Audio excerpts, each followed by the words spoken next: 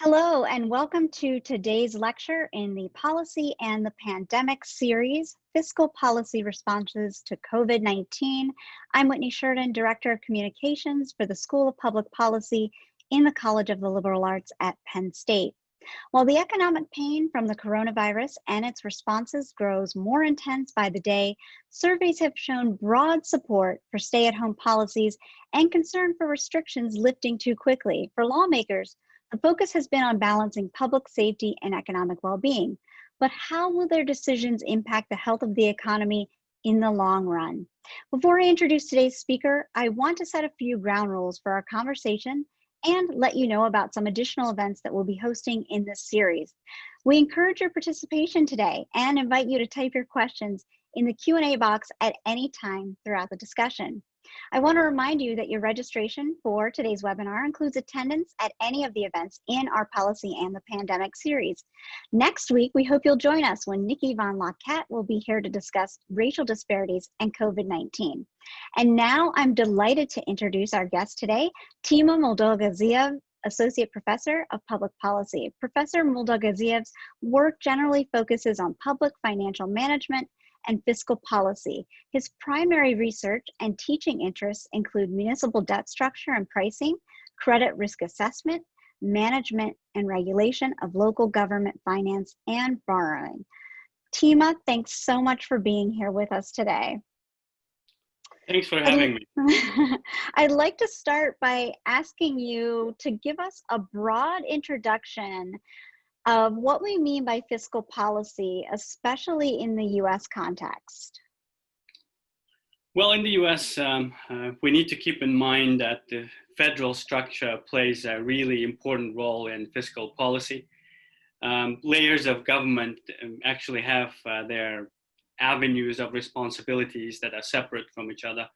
In terms of the federal government, things like public health, especially as a public good, or disaster management, unemployment, support for economic infrastructure and economic activities. Those are responsibilities of the federal government. And this current pandemic, COVID-19, is having both direct and indirect effects on the federal government's sort of fiscal policy. By direct, I mean just being able to address the public health emergencies. And sort of the indirect one is all of the activities that are related around mitigation of the pandemic having an impact on the revenue basis of the federal government. So in addition to that, in the United States, we need to pay attention that there are actually 50 states plus territories who are so-called fiscal sovereigns in their own rights. So they have their own responsibilities, but also revenue streams that they control. And they utilize them in different sort of, proportions, depending on the preferences at the local level. Beyond that, we also need to keep in mind that a lot of the services that typical households receive are really provided by so-called special purpose governments, districts, and authorities in the United States. So the latest census of governments has counted those, and we have 50,000 plus of those governments in the United States at the moment. So when we talk about fiscal policy, we really need to keep in mind all of that complexity that exists in the United States. That's quite a broad overview, which is great. When we're talking about what's happening right now and how we're addressing the current pandemic,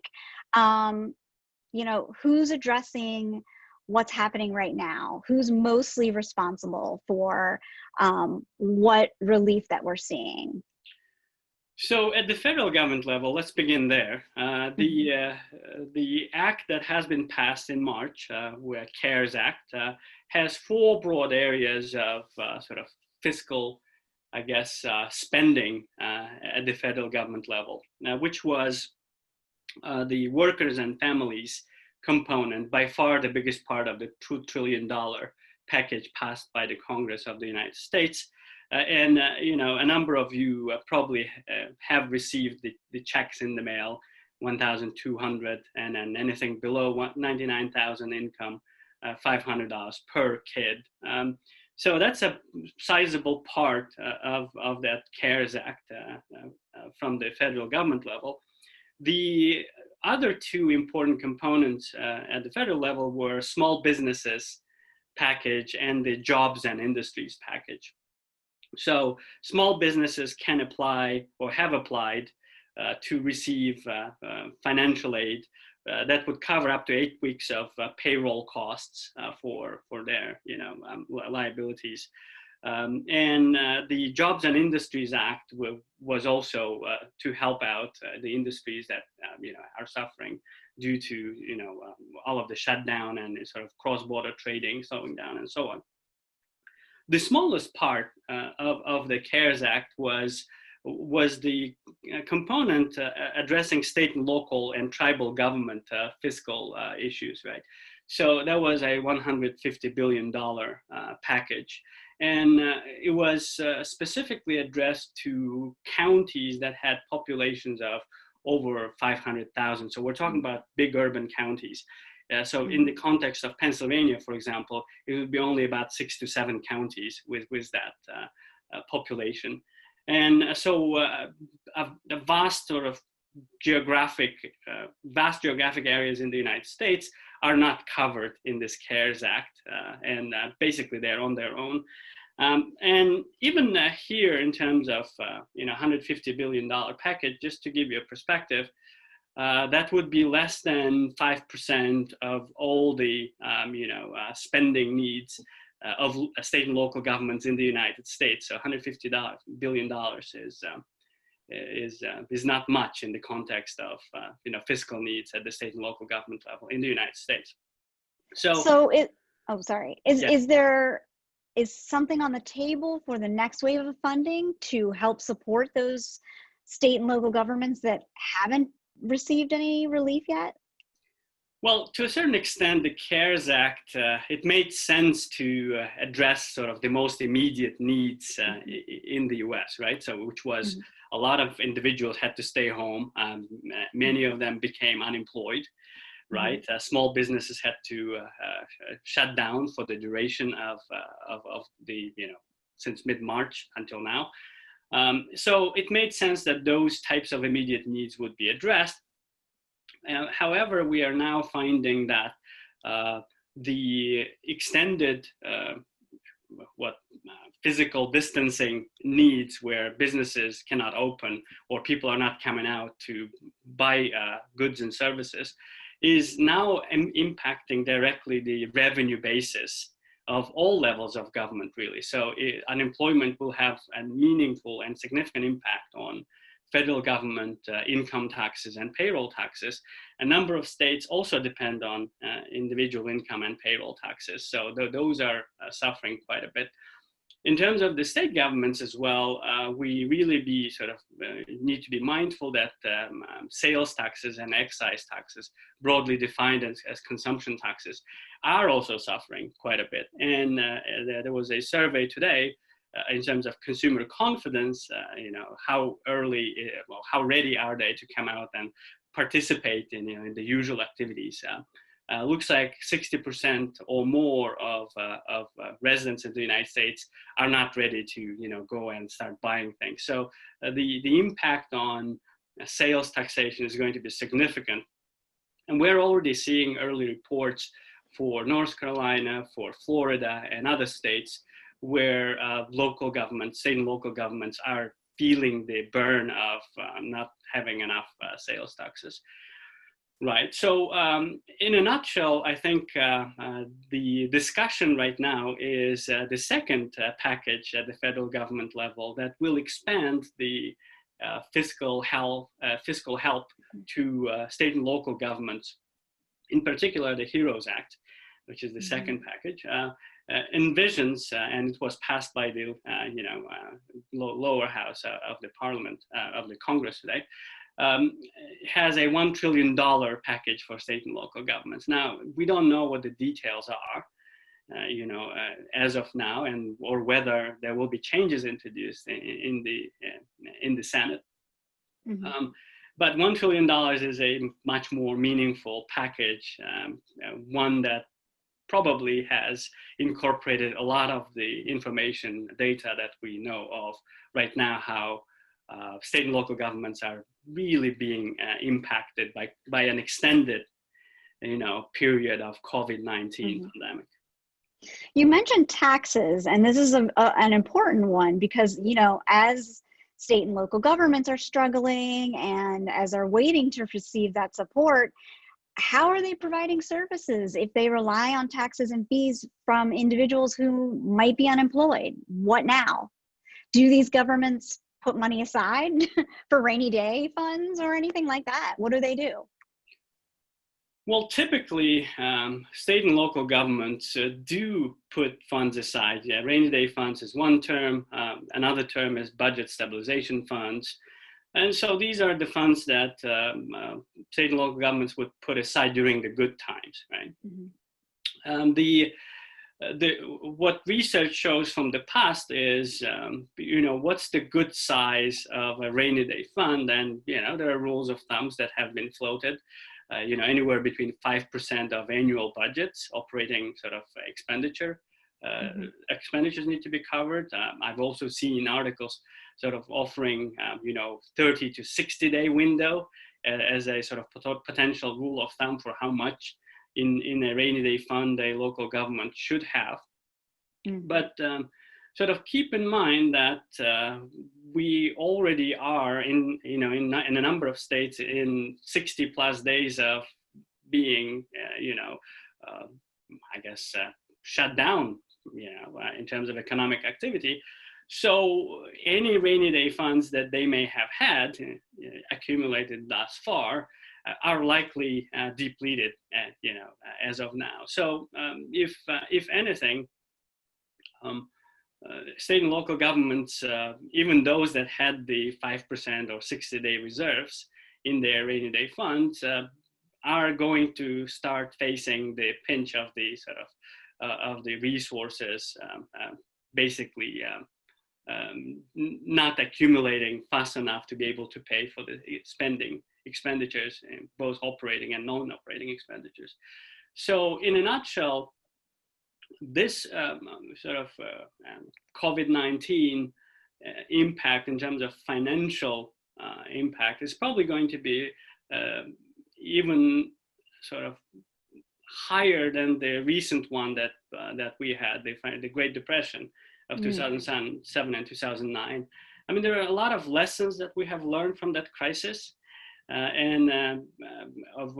How to deal with external shocks of that magnitude. I'm afraid that currently all of the indications are that COVID-19 is going to be even a bigger, fiscal problem for all levels of governments in the United States. And I want to talk more about that, but I want to get back to some of the repercussions of taxing and how we're paying for these stimulus packages, because we've had some great questions coming through. And I want to remind everyone that we encourage you to participate in this conversation right now by using that Q&A chat button. Catherine Baumgardner is asking about the source of all of this money we're pumping into the economy. Isn't it, in a sense, taking on debt that we will end up paying in higher taxes later? At some point, we will be paying it all back to somewhere, right? And that's a good point. That's correct. I mean, we need to remember that in terms of just revenue basis, there's a bit of a lag impact that disasters will have on government finances. And, at the federal and state level, in terms of income revenues, income tax revenues, those were from a previous year, and most of them were sort of already collected, more or less. But it doesn't mean that federal or state governments were able to collect all of the revenues that they were counting on. So there's going to be some gap there. But the bigger issue, I think, in terms of income tax revenues not showing up there is probably we're looking at 6 months from now, or in the next fiscal year. In terms of state level consumption taxes, or at the local level, property taxes or fees and charges, they have different profiles in terms of how they react to shifts in economic activity. So we can definitely talk about that, because that's something very important for local governments in terms of just being able to continue providing the critical services. So Lillard Richardson is asking about the borrowing capacity of local governments and special districts in Pennsylvania. So what will very much likely happen at the federal and state level, a number of these entities will be facing deficits, which basically means they'll collect less revenues than they were expecting in terms of budgeted levels. So that's a real possibility.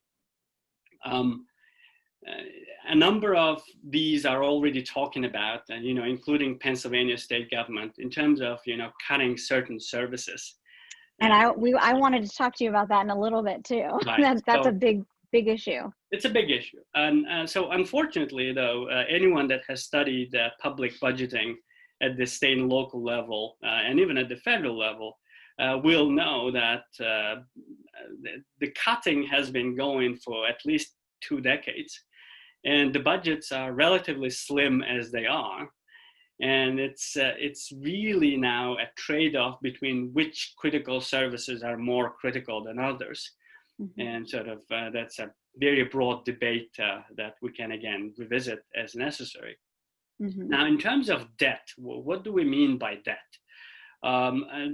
Debt at the state and local government level is primarily for infrastructure provision, right? So that's where our bridges, school buildings, public buildings, parks, and roads, the utilities come from. Now, there's obviously a lot of talk for borrowing to cover operating expenditures right now, and some of that may be necessary. Now, to give credit to the federal government, at least for certain types of governments, there is the municipal liquidity facility that the federal government has put together. And it's more of a monetary policy meeting fiscal policy, right? So state and local governments can go there and sort of get a loan, borrow from the municipal liquidity facility, but they need to return. And then these are short-term loans, and they are generally going to be in the category of so-called tax and revenue anticipation notes, right? So it's a short-term fix for state and local governments that need the money, the cash, right now. But eventually what they're already doing with these things, they're borrowing from their tax, revenues of the next, 90 to, 13 months looking forward. So the question is, what happens then when we're sort of thinking in terms of medium and long-term reactions or solutions to the fallout from the COVID-19 in terms of just, fiscal policy? You've also done some surveys, a survey recently, and I believe that one of the questions that you asked was about how people understand how dire the situation is, issues with unemployment. How do people feel about public support for taxes? Do they feel that, this is something that they would be willing to support, even though they know that it's an important issue and that we need taxes to support our local services? So, well, a number of researchers here at Penn State, also in California, and in the state of Maryland and Virginia, we sort of decided to put our resources together so that we can answer questions that are broader than our narrow areas of interest. So one of these things was, well, we know COVID-19 is having a devastating impact on individuals in terms of their earnings, in terms of their ability to afford healthcare, and even if they're able to survive the pandemic, what it means in terms of their households after they start seeing those bills from the hospitals, right? So so that's the primary impact, and there's a lot of good research there. And now our interest was, well, what happens when we start seeing these sort of secondary wave impacts on state and local governments and even the federal government in terms of just, finding enough resources to address, critical service needs at all levels of government. So we started looking into issues like, okay, are the citizens in the United States willing to increase spending, in particular for health needs, or supporting CDC, a more direct question in terms of its ability to fight all sorts of viruses, including the current one, right? So in terms of individual citizens' readiness to, or support for more spending in those areas. But we also wanted to know, well, are the citizens in the US from all 50 states are really ready to actually pay up in terms of taxes, right? As I mentioned, the budgets at the federal and state and local levels are pretty lean as they are. I mean, there's a lot of interesting reform packages on the table. We'll see how that goes. But eventually, the requirements for resources or revenues that will be sort of there as a result of this pandemic will be enormous. And some of it will have to be in terms of increasing taxation. Some of it will be actually borrowing, yes, from ourselves or from the next generation, down the road. And we're talking about trillions of dollars here. And sort of, in a nutshell, that's the introduction to the survey. And what we were sort of interested is, we did a couple of different surveys, one in March of all 50 states, citizens in all 50 states, and then another one in April. And what we wanted to know is, first of all, what are they receiving in terms of messages from the federal government? Mm-hmm. And what are the sort of contexts in which citizens live in their states and in their localities. And in particular, something that was pretty confusing in the initial stages of this COVID-19, there were lots of mixed messaging from the federal government and the state government, but also CDC. All right, so we wanted to know what that means in terms of basically people's perceptions of how serious this is. And in particular, what we did was we've done sort of experimental settings where we said, okay, so this is information from President Trump and his administration in terms of what COVID-19 actually means. And there are a number of other sort of related questions in terms of expectations for case mortality, meaning how many individuals will unfortunately die per 100 individuals here in the United States. The importance of wearing masks in public, the expectations of individuals in terms of how much time it takes to develop a vaccine to address this issue. And we also thought, okay, so what would be another sort of message source that people may pay attention to? And sort of the things that were immediately apparent then was CDC as this, as a sort of federal level organization that is professional and sort of has the expertise in dealing with these types of pandemics. So we put out the messages or statements from CDC along the same lines, case mortality rate expectations, and things like that. And there were obviously a number of other questions in the survey about, people's individual situations, sort of economic situations, whether they have lost their job or whether they think they will lose their job, whether they're worried about their future, and as well as, their evaluations of what their states are doing in terms of state government. So basically, in a nutshell, what we find in that survey is that when we introduced the respondents in the survey to both Trump administration's messages about COVID-19 and CDC's messages about COVID-19, pretty much overwhelmingly individuals that align themselves with being sort of as Democratic Party voters or independent voters would shift their assessments of COVID-19 risks towards CDC's messaging. So that was a sort of major critical difference. And whereas in a control group, regardless of political affiliation, people wouldn't be sort of adjusting their position. So in terms of mixed messaging, looks like if there is a credible source sort of sharing information about COVID-19, people in their majority are very likely to sort of shift their assessments of risks of COVID-19. Now, unfortunately, there seems to be a good proportion in the population, or at least in that sample that we have, who primarily evaluate President Trump's job overall, but also tackling COVID-19 as very good. Those individuals are unlikely to change their positions on anything relating to COVID-19. So something to take away and maybe very relevant to what's going on today. And, was it yesterday or 2 days ago, Vice President Pence finally coming out and saying that wearing masks is important. And so we need to pay attention to that. We'll see what that means in terms of now maybe alignment of messages at the federal level. So maybe we're getting there finally. We're getting a lot of questions about stimulus packages and how local governments might adjust their spending. So I definitely want to get to those.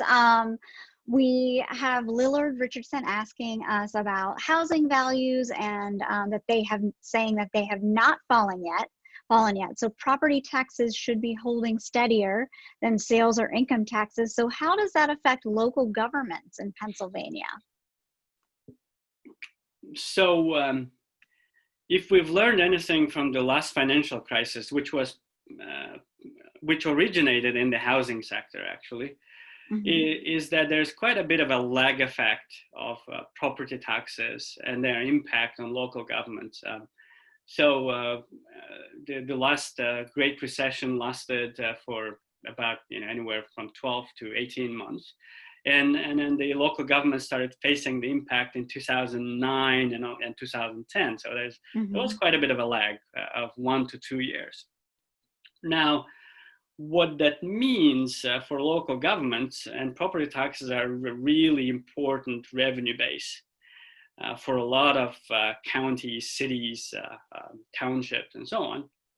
What it means is that while in the short run, property revenues are likely more or less secure, in the long run, there's going to be a sort of a whiplash, impact that local governments need to be ready for. And so that's something to keep in mind, that this is a long story. So the front end is fees and charges for certain types of services. And again, let's sort of not forget to talk about local governments and the impact of COVID-19 on those. But in terms of property taxes, there will be an impact, but it's down the road. Hopefully we have enough time to deal or come up with a strategy to get there. Yeah, I mean, speaking of, housing, paying rent and mortgages on homes and businesses, mounting medical bills. I mean, this is a huge issue right now. Who bears responsibility, and how much can the federal, state, and local governments do? We're seeing rent strikes in LA, New York. Houston just had a $15 million fund run out in, I think, 90 minutes. Even states like Pennsylvania, who have housing assistance programs, made $175 million available and has said that that's not enough to address the problem. So where are we, and what can we do to help, I guess, are some of the questions and who bears responsibility? So, I mean, if we are going to talk about Pennsylvania, which is probably closer to home. Sure. And in terms of, all the empirical evidence of the last 2 decades in terms of addressing fiscal capacity issues at the state and local level. I mean, even before the pandemic, Pennsylvania was facing up to a $5 billion sort of gap in its budget. And in terms of just the economy of the state, it was expected or forecasted that Pennsylvania would be going into recession. So, and that's all before the pandemic in March began sort of impacting us directly. So, what can or should Pennsylvania do? And that's a very sort of complex question. Right now, the pressures on services are only increasing, in terms of unemployment, and maybe housing assistance programs. And Pennsylvania also relies quite a bit on income taxes. So that's going to be something that's going to be, a problem, down the road. Now, what can we do? I mean, it is obvious, at least, from the empirical assessments of sort of prior crises, that some taxes need to come up. And so that's a very painful discussion that needs to happen, but it needs to happen, right? Well, we have someone here asking, could or would the federal government, I guess state government as well, take money from other budget areas to pay for stimulus packages or to pay to help in instances like this? Well, I mean, is that a solution? I mean, legislatures, the Congress and the state legislatures, they are institutions of democratic allocation of resources, right? So these are the times when we all as taxpayers need to actually engage in a conversation with our politicians, right? So that's one thing. Now, in terms of whether we can move spending items from one area to another, I mean, in terms of budgets, there are controllable and uncontrollable pockets, right? So we call them discretionary, non-discretionary. So how much, say, we could move from really critical areas in Pennsylvania's budget, from, say, welfare, can we move it to more sort of public health, or from public safety, can we move it to public health? What can we sort of maybe put aside for a year or two? And unfortunately, as I already mentioned, the budgets at the state and local levels are pretty, what do you call them, lean. We've been cutting for a couple of decades now, including Pennsylvania. So I'm not sure what else should go from the state budget for the resources to be allocated to sort of critical areas as we expect them. And as is, I mean, our governors are talking about laying off individuals in different, parts. So there are probably some areas where we could even cut further, although I sort of, I don't know what that means in terms of, actually saving us from the gap that we will see. So eventually, we need to have an honest discussion about increasing taxes, or about sort of maybe moving into areas that are more investment-like, into infrastructure, science and education, or sort of innovative parks that are going to generate, values that we can pass on to the next, I guess, group of taxpayers, but we actually leave something behind. Now, something that Pennsylvania also needs to worry, just like other states in the Rust Belt, right? So our communities are shrinking.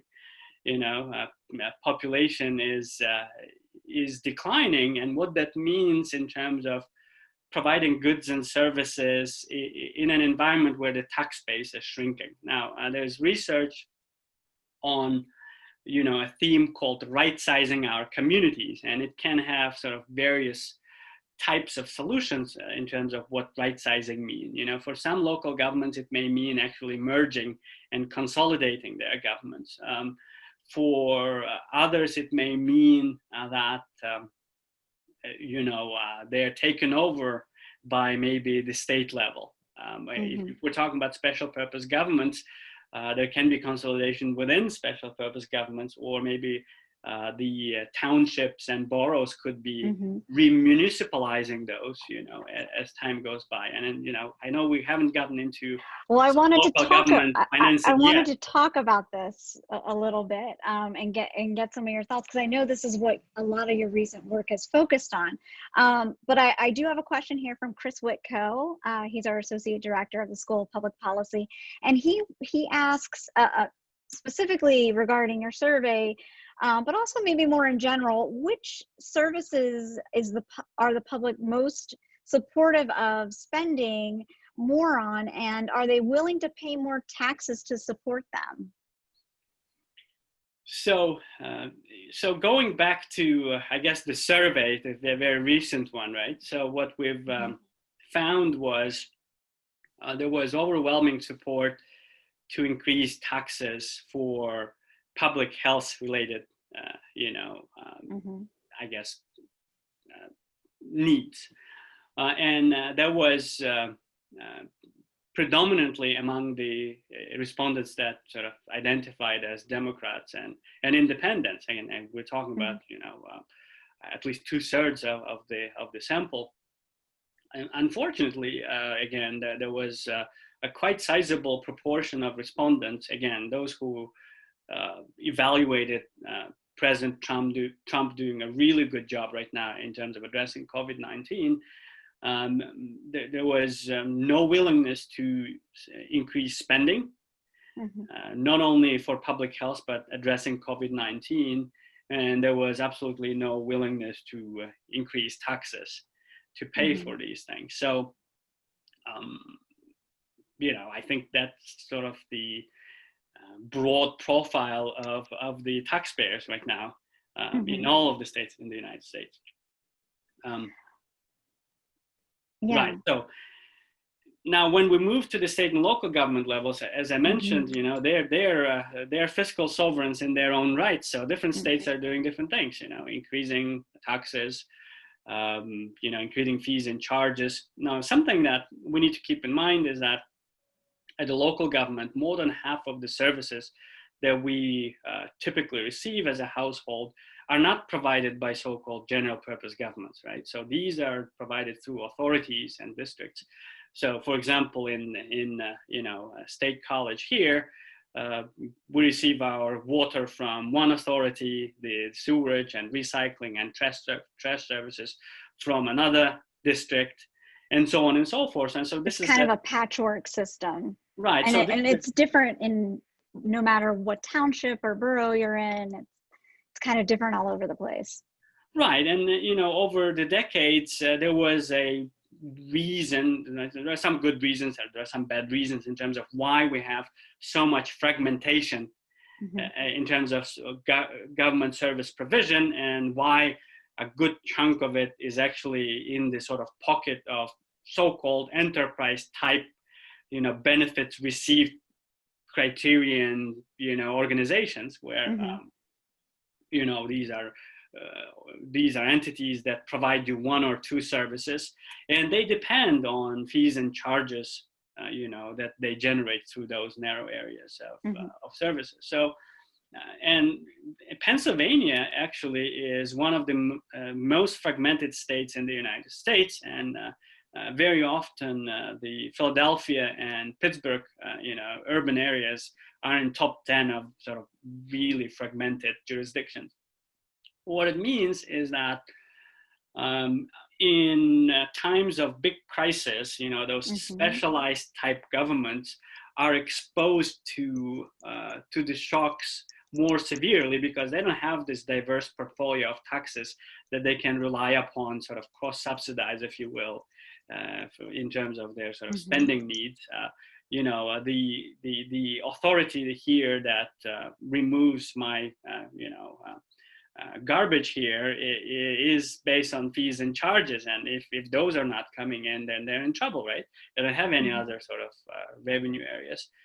So we need to keep in mind that, and unfortunately, special purpose governments or governance are not a part of any discussion, at the federal or state level. Even the second act, the HEROES Act, it talks about $1 trillion help to state and local governments, but not all of the utilities are a part of that conversation. So something that sort of we need to keep in mind is that what happens to our drinking water if the water utility is not generating enough revenues. Now, right. So the reason why we need to worry about, say, water quality, Mm-hmm. sort of there are very simple factors behind it. One is a number of states have actually ordered their utilities not to cut services if people are unable to pay their bills, which makes sense. A lot of families are hurting; they don't have steady incomes, and people are actually needing to decide, how to stretch their resources, and sort of utilities are being told, well, you cannot cut off services. So that makes sense. Now, what is missing is, what do those utilities do when they run out of the revenues that they would generate through fees and charges? It doesn't seem like the state mandates are coming with any resources their way. So, Right. and so that's one thing. It will have a direct impact on that utility's ability to continue providing services. And so in terms of drinking water, the quality of water is important. So we know that right about this time, there are more rains, and maybe there are more rivers that will flood our water sources, and utilities will need chemicals, equipment to deal with those types of things, and it's going to be hard to do it without resources. And then keep in mind that a lot of that infrastructure, at the local government here in Pennsylvania, is somewhat dated. So if you look at the age of drinking water utilities in Pennsylvania, it's shocking to a certain extent. So Tima, I just want to ask you, what are some of the solutions for potential solutions for these special purpose government entities that policymakers can do to help so that they're more prepared for a future crisis like this? So, I mean, in terms of just immediate needs, right? There's a short-term component. Large counties and states have access to that municipal liquidity facility that needs to be opened up to special purpose districts as well. Because if they're short on resources to really meet their immediate operating expenditures, then we're all in trouble. The other thing is, what could happen is, I believe in the medium to long term, this presidency came with a promise of a $1 trillion investment in infrastructure. Now, that could be a good thing in and of itself. It could generate jobs, but it could also put resources, required resources for a lot of the communities that have aging infrastructure. I mean, obviously, local governments need to participate in terms of, their share, but unfortunately, a lot of local governments are so fragmented and so small that they're unable to put, $10 billion, utility infrastructure under the ground, the so-called invisible infrastructure that is required as of today. So those are some of the sort of solutions. Now, in the medium and long term as well, policymakers and communities, we need to decide, and basically rank the critical services that we need at the local level and be honest about it in terms of what we can afford and how we can provide it. And so, which basically means that if, prior research from the last financial crisis is of any sort of use, several things need to happen, right? So states and general purpose governments in general need to provide more help to special purpose districts. Because during good times, we know that our counties and cities and townships, they raid those general purpose governments for their resources. So it's time to give some of those resources back, in a nutshell. And so the other thing is, maybe we have actually, what was the term, privatized or farmed out the services from our governments. Too many services, too fragmented, and maybe we have gone too far. I know folks are talking about, is it the time for a bigger role of government? I would argue this is the time for. That was my next question. I would argue this is a time for more competent and maybe honest government in terms of what can be provided directly by our general purpose governments. Well, you started out talking about the short-term, medium-term, long-term possible solutions to this. You mentioned these smaller special purpose governments and a lot of the issues involved with that. So, is this the era of big government, and how does that impact the response of who recovers fastest in terms of communities, and how might this change things after the pandemic? Right. So I think a few things are emerging from the current COVID-19 in the US, and sort of the experiences from other countries as well that we need to pay attention to. The preparedness of the US to a health disaster of this magnitude has been very low, right? To a point of being non-existent. A part of it could be also political lack of willingness to tackle the issue directly. So that could be a part of it. And it's at all levels of government, really. For major disasters like this, federal government is the government of last resort. So we'd like that level to be prepared. Now, the other thing that came up also last week in terms of public health issues, the cost of public healthcare provision or private healthcare provision in the United States is prohibitively high, and it's not even sort of including good proportions within the population into sort of the insurance schemes to be able to afford any healthcare. So as is before this pandemic, we were running into a lot of problems.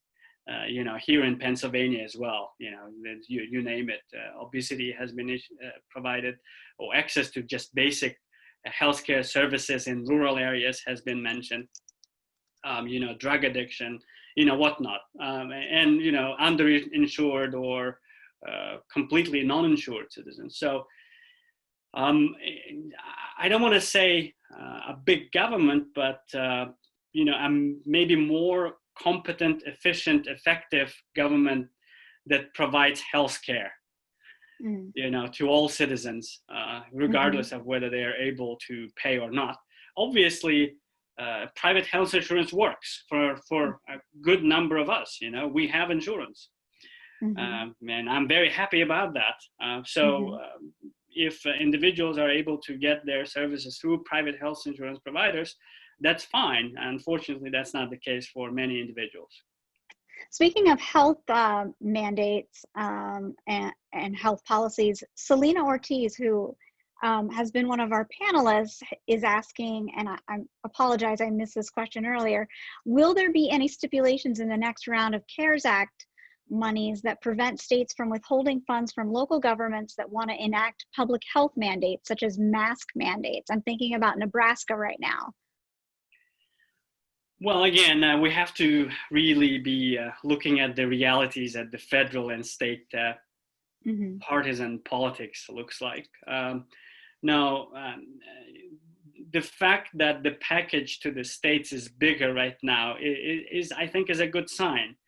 Now, in terms of what states can do or cannot do with their municipalities, unfortunately, the federal government doesn't necessarily have much in terms of a say there. I mean, you could attach provisions that these funds cannot be spent if it doesn't include these number of other things. We have seen states to be sort of activist in a number of directions, right? So unfortunately, if sort of the reality is of any concern to us, there were a number of states that were actively ignoring the risks associated with COVID-19 And it goes both to Democratic run and Republican run, or sort of mixed run, states, which Pennsylvania is. It seems like partisanship is getting involved too much in too many places. But again, if we go back to that survey, synchronizing our messages, at least from the public policy perspective, is a good beginning.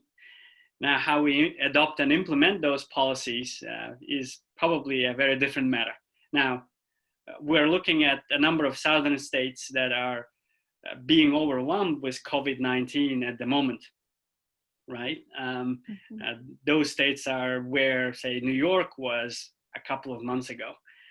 I don't think the story ends there. So Tima, we've talked about a couple of these things, but I want to touch on them again. As we're facing COVID-19 right now, obvious expenditures are meeting these needs, but there's also the long-term impact of the enormity of this issue on the government and the role of government in meeting future pandemics, future crises like this.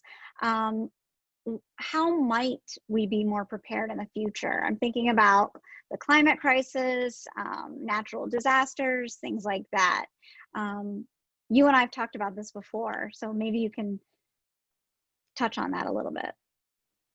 Well, I mean, public policy research is recently sort of turning to terms such as agile governments or resilient communities, things like that. So what's important to recognize is that it looks like there are,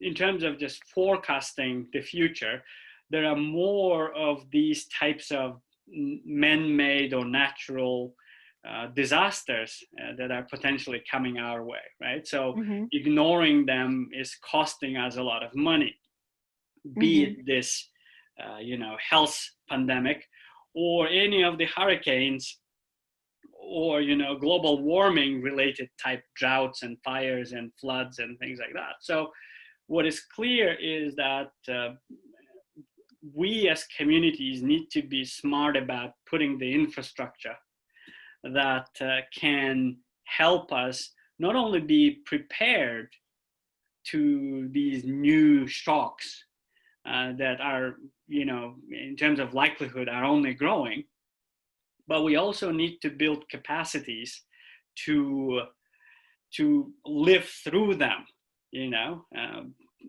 as much with as little as possible losses along the way. Now, what it seems to be is that coordination, but also understanding of different roles of different layers of government is important. But again, we need to put resources aside, but make sure that our institutions, physical institutions, are there as well to let us be prepared for the next big thing. And unfortunately, there seems to be more of these forecasts down the road. Now, I just moved up from South Carolina last summer, and right about now, July, August, September, we would be worried about the hurricane season. And so the coastal areas, Charleston and those areas do get flooded more often than in the past. So I'm not sure what it means for local governments now that their resources are depleted to be facing that another round of natural disasters coming their way. I am worried, honestly, for my friends down there. Well, I think that's a great place to end, hopefully with some, ideas about what we can do in the future as we think about future public policies that we can work on to prevent future crises from happening. Thank you all for your great questions, and thanks to Tima Moldogaziev for being with us to discuss his recent research on fiscal policy responses to COVID-19. We hope you'll join us next week when Nikki Van Laquette will be here to discuss racial disparities and COVID-19. Be sure to check out replays from past events in this series on our website at publicpolicy.org. public.psu.edu. I'm Whitney Sheridan. For all of us with the School of Public Policy, thanks so much for watching and have a great day.